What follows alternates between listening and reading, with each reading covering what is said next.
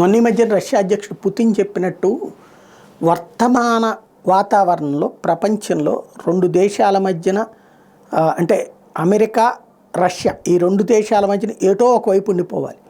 అలీన విదేశాంగ విధానం ఇద్దరితో సమదూరం ఇద్దరితో సమప్రేమ చూపించడం అసాధ్యమైన పని.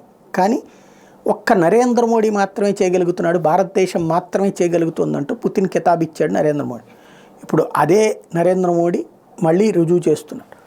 ఈ పక్కన అమెరికా వాళ్లతో ఒత్తిళ్ళని తలవొగ్గుతూ రెండో పక్కన తలొగ్గుతున్నట్టుగా కనిపిస్తూనే వాళ్ళ ఒత్తిళ్ళకి తలొగ్గట్లేదు. అట్లాగే రష్యా వాడితో ఎవరితో ప్రయోజనం అయితే అంటే అమెరికాతో ప్రయోజనం అంటే అమెరికాతో మొన్న MQ-9 డ్రోన్స్ అమెరికా దగ్గర కొన్నాం, అవి మనకు అవసరం కాబట్టి డబ్బులు ఇచ్చినాయి, అమెరికా ఇచ్చింది. ఇప్పుడు అట్లాగే ఆయిల్ భారత ప్రయోజనాలకు అవసరం కాబట్టి తక్కువ రేటుకి రష్యా ఇస్తుంది కాబట్టి అక్కడి నుంచి కొనడానికి మళ్ళీ కొత్త డీల్కి రెడీ అయినటువంటి పరిస్థితి. తాజాగా చూస్తే 5 లక్షల బ్యారెల్స్ ఫర్ డేకి రోజుకి కొనేటటువంటి డీల్కి ఒప్పందం కుదురుతోంది. Bloomberg has reported that 3 Indian refineries are in talks with Rosneft for long term Russian oil deals. Their aim reportedly is to sign deals for steady supply instead of one-off purchases.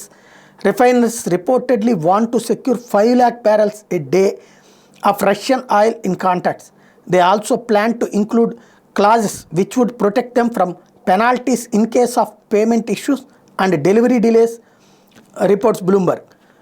ఇది అసలైనటువంటి point ఏంటంటే రోజుకి 5 లక్షల barrel కొంటామంటూ రష్యాకి సంబంధించినటువంటి oil అమ్మకాల సంస్థతో మన oil సంస్థలు IOC కావచ్చు, HPCL కావచ్చు, ఇట్లాంటి వాళ్ళందరూ చర్చలు జరుపుతున్నారు.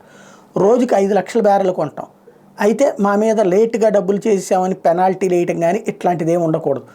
అలాగే ట్రాన్స్పోర్టేషనల్ లాసెస్ వాళ్ళే భరించాలి. అంటే ఇప్పుడు హౌతీ తీవ్రవాదులు దాడులు చేస్తున్నారు కదా, వాళ్ళతో సంబంధం లేకుండా ఆయిల్ ఇండియాకి చేర్చే బాధ్యత రష్యన్ సంస్థలే తీసుకోవాలి. తద్వారా మనకి ఉభయ కుశలోపరి అంటే రెండు వైపుల ప్రయోజనం మనకే అన్నటువంటి రూట్లో డీలు నరేంద్ర మోడీ రష్యాతో చేసుకెళ్తున్నారు.